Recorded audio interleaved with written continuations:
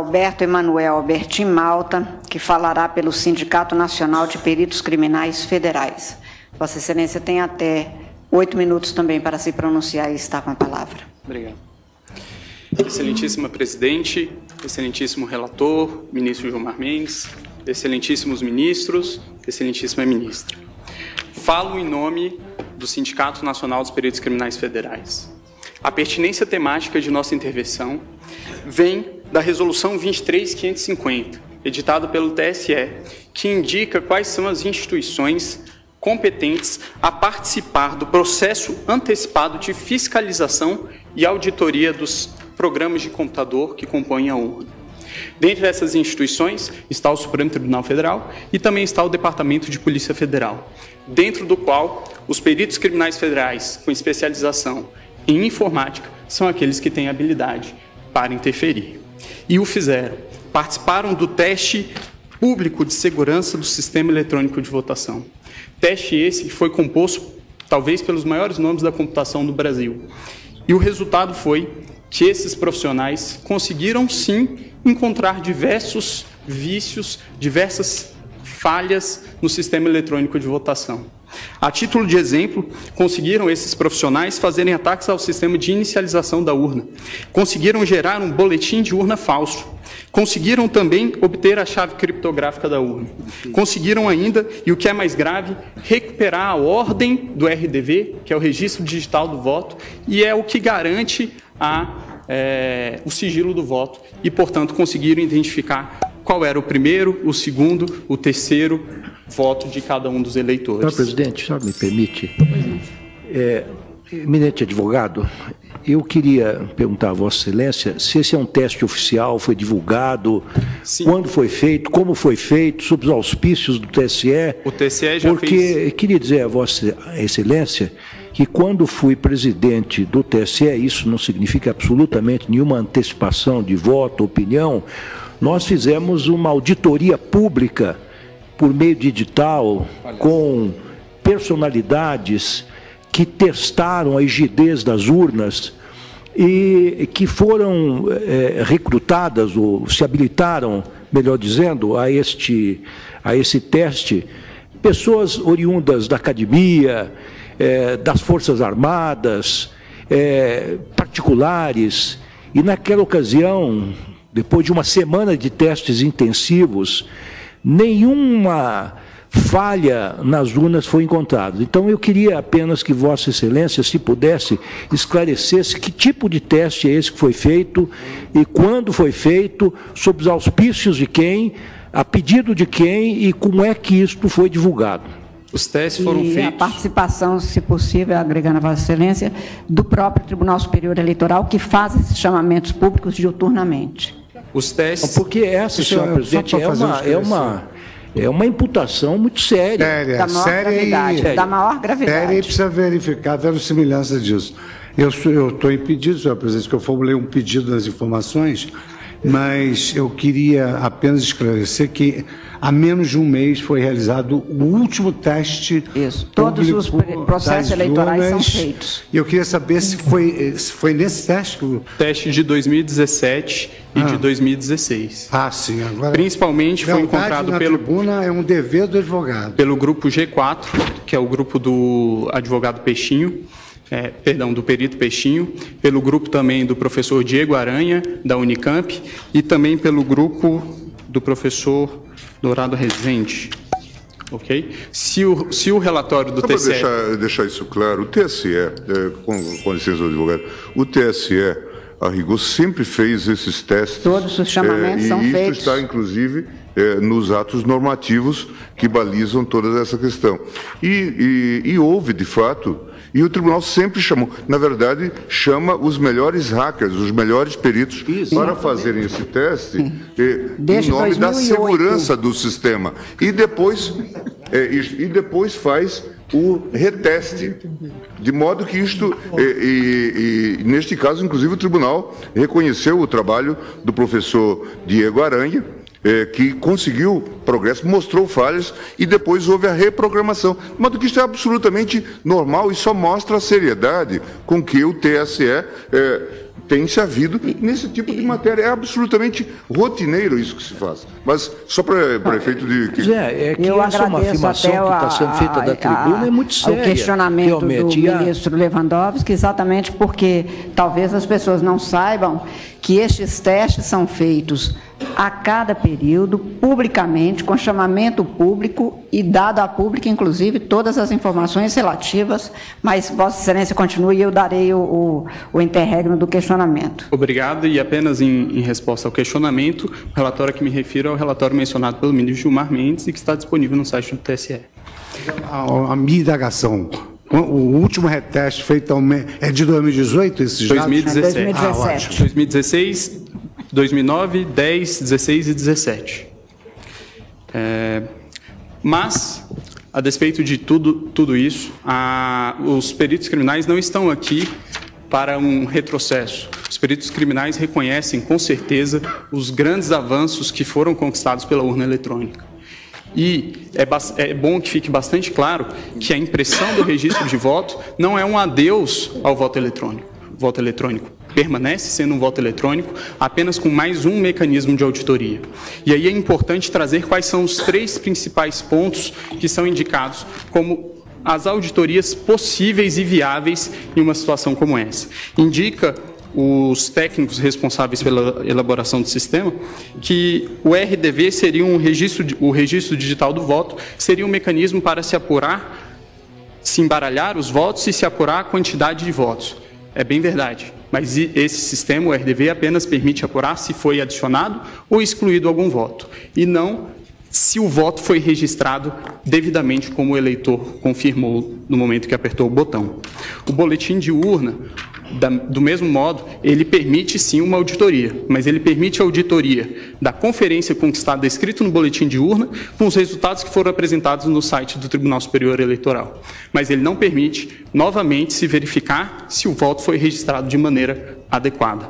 E, por fim, a votação paralela, que resolveria essa situação que apresento, que seria o ato de se pegar algumas urnas no dia da eleição e fazer a simulação de uma votação para se verificar se a urna registrou adequadamente os votos.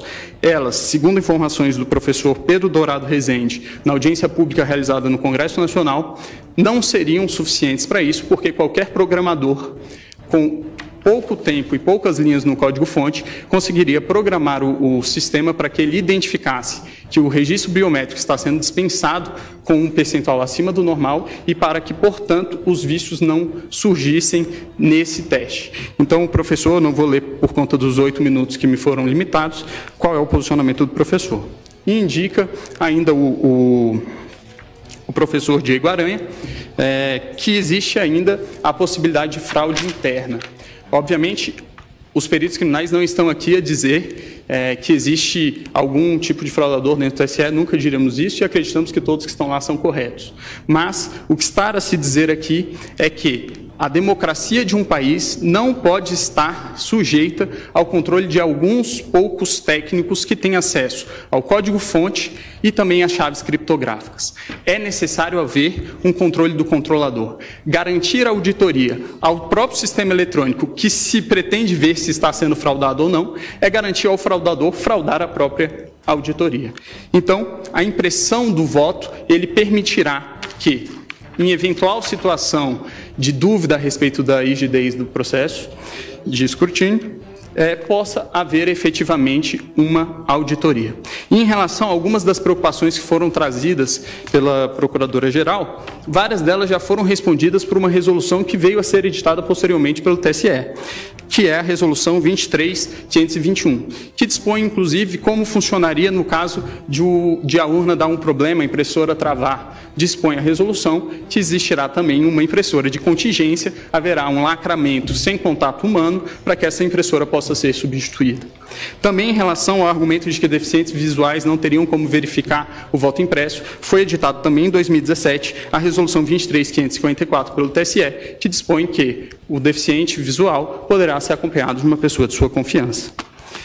Sobre o risco também de que, durante uma pane da impressora, o fiscal de urna poderia chegar e ver qual é o voto daquela pessoa que está dentro da cabine. Esse argumento também não me parece bastante plausível, tendo em vista que a urna eletrônica também pode travar com a sua tela congelada e também um fiscal de urna teria que entrar para trocar pela urna de contingência. O Brasil, excelentíssimos ministros, é o último país que ainda adota o sistema DRE sem o VVPET. O VVPET é exatamente isso que nós estamos falando, que é a impressão do registro. Países que em algum momento já adotaram o sistema que hoje adotamos, já o abandonaram. A título de exemplo, Alemanha, Bélgica, Holanda, Irlanda, Inglaterra, Rússia, Índia, Estados Unidos, Canadá e México. Por fim, excelências, utilizaria aqui mais uma vez a fala do professor Diego Aranha, que o ministro Gilmar mencionou, quando se trata dos argumentos de preço de viabilidade temporal. E aí eu vou tomar a liberdade de ler nesses meus últimos minutos. Diz o professor: é inegociável a existência de um registro físico para fins de transparência. Em situações de vitórias cada vez mais apertadas, não se pode ter dúvida sobre o resultado correto das apurações. Sobre a questão orçamentária, eu gostaria de finalizar dizendo que a possibilidade de auditoria de uma eleição não deveria ter preço. Esse é o requisito de qualquer eleição, provar para os participantes que o resultado é acurado e honesto. Isso não deveria ser negociável. A discussão, se não é possível acomodar no sistema atual brasileiro, para que ele possa ser transparente, inverte completamente a sequência lógica das coisas. Transparência é um requisito. E ainda em relação ao preço, são vários os exemplos que podem ser encontrados na rede mundial de computadores de gastos semelhantes com coisas que, acredito eu, não tragam tantos benefícios à democracia do país. A título de exemplo, o governo federal gastou 800 milhões de reais em publicidade no ano de 2017. O valor estimado para a impressão do voto, é de 2 bilhões de reais. Por fim, inexiste inconstitucionalidade no dispositivo. O dispositivo, a nosso ver, apenas torna mais constitucional o estado de coisas constitucional que já existe, e é nesse sentido que os peritos criminais federais requerem que seja julgado improcedente os pedidos da inicial. Eu sou procurador do Estado de Mato Grosso do Sul, minha OAB é MS 7580, estou aqui representando a Associação Pátria Brasil. E não é propriamente uma pergunta, Excelência, eu quero usar uma expressão lá da tua terra. Nós somos advogados, o senhor é advogado, eu sou advogado. E quando esses cientistas falam da tecnologia da informação, nós ficamos mais perdidos que Cusco em procissão. Essa é uma frase muito dita lá. Pois é.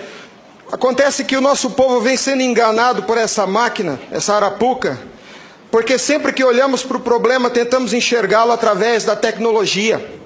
E, na verdade, Excelência, nós temos que olhar para essa máquina com a luz da lei.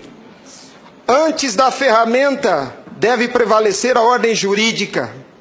A ferramenta deve servir a ordem jurídica e não o inverso, Excelência.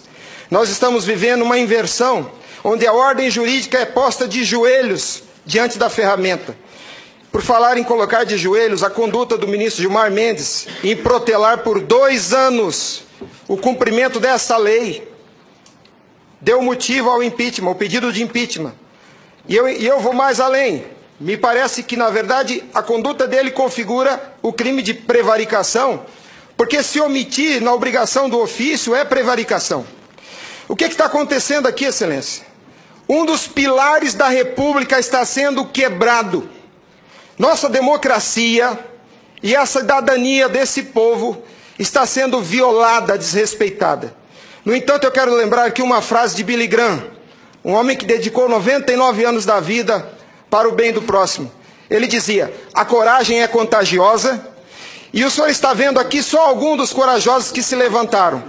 Há uma onda gigantesca sendo levantada nesse país, um tsunami que vem em direção a Brasília. Os cidadãos estão indignados. O Tribunal Superior Eleitoral não pode recusar o cumprimento à lei. Se fosse uma ordem judicial, o senhor, Excelência, não teria o direito de cumpri-la parceladamente. É uma lei, não tem vício de forma, nem de iniciativa, nem de conteúdo. Vou ao ponto. Fala-se muito da máquina, eu quero falar do ato jurídico. O senhor, como advogado, entende bem desse assunto. Somente o exercício do voto é secreto para garantir ao cidadão a liberdade de escolha. O ato seguinte, porque o processo eleitoral é feito de etapas, o ato seguinte é um ato administrativo. A contagem de um voto é um ato administrativo e se submete a um requisito de validade sob pena de ser nulo, que é o princípio da publicidade. Qualquer ato administrativo deve ser público. Entenda, Excelência, nós queremos auditar o fato jurídico, não é a máquina. Não nos interessa o software nem a máquina, nem antes nem depois. Nós queremos auditar o fato, que por natureza é um evento. O evento se perde. Por isso a necessidade de dar corpo físico ao fato da contagem do voto, para que se conheça, para que se cumpra o princípio da publicidade. Porque a publicidade é erga omnes, é para todos os cidadãos, não é só para o eleitor que olha no visor. Essa contagem do voto deve ser feita para que todos os cidadãos tenham a oportunidade de fiscalizá-la. E não é a contagem de milhões de votos, é a contagem de um voto, de cada voto é um ato administrativo. E será nulo se não for público. Há vários princípios constitucionais que vêm sendo quebrados desde que a Arapuca foi inventada lá em 97. A cidadania, a publicidade, a moralidade, a legalidade e a própria república. Porque nós, cidadãos, não temos sido respeitados na nossa escolha. Nossa escolha só será respeitada se ela for retratada no corpo físico da impressão para cumprir o princípio da publicidade. O voto, o exercício do voto é secreto, mas a contagem deve ser pública. E qual que é a artimanha da urna? Ela estende o segredo do exercício até a última etapa. E o sagrado BU, eu vou usar uma expressão de alguém, eu não lembro quem é o proprietário dessa frase. A seita do Santo Byte tem no altar o BU. O BU não prova nada, Excelência. Quando o BU é imprimido, já houve a contagem dos votos em segredo. A fraude já aconteceu. Porque cada voto contado deve ser público. O BU informa ao senhor, Excelência, o total. Nem no condomínio onde eu moro não aceitaria uma eleição assim. Imagine, Excelência, se eu fosse candidato a síndico, colhesse a urna e fosse contar dentro do meu apartamento e voltasse e comunicasse aos condôminos. Aqui está o resultado, eu fui eleito. O BU é a prova da fraude, Excelência. O BU é a prova da fraude. Doutora Simone, apesar de muito jovem, foi minha professora na faculdade. Ela é talvez a cabeça mais qualificada nesse Senado para rezar esse discurso, para dizer o que é um ato administrativo. Gostaria que ela estivesse aqui. O que acontece? Nós estamos sofrendo uma violação dos princípios republicanos, dos princípios constitucionais e principalmente, Excelência, da cidadania.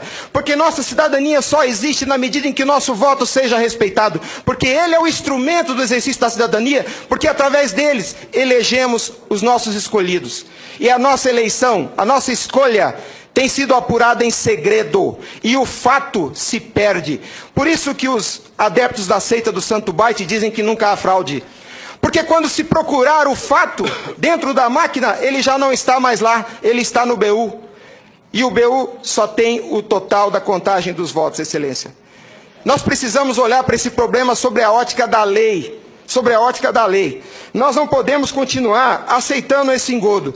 E a lei que os senhores votaram, com uma representação maciça da outorga popular, só os senhores têm legitimidade para representar o povo brasileiro. Só os senhores. Os ministros da Justiça não têm essa legitimidade. Eles estão usurpando dos senhores as suas competências. Eles estão colocando esse Congresso Nacional de joelhos, porque estão se recusando a cumprir a lei.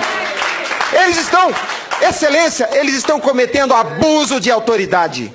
Abuso. Porque essa lei que os senhores votaram com 71% do Congresso Nacional, a derrubada do veto teve um peso de outorga popular maior do que as emendas à Constituição. 71% do Congresso Nacional disse, em nome do povo, será impresso o voto. E a lei, Excelência, não tem discricionariedade. A lei não permite fracionamento. Fracionar o cumprimento da lei é um abuso, é uma violação, é uma teratologia. Não há possibilidade de se fracionar o cumprimento da lei. Imagine o senhor, se o senhor fosse sujeito passivo de uma ordem de Gilmar Mendes, se ele aceitaria ouvir do senhor o seguinte: ministro, eu vou cumprir sua ordem, um pouquinho a cada ano.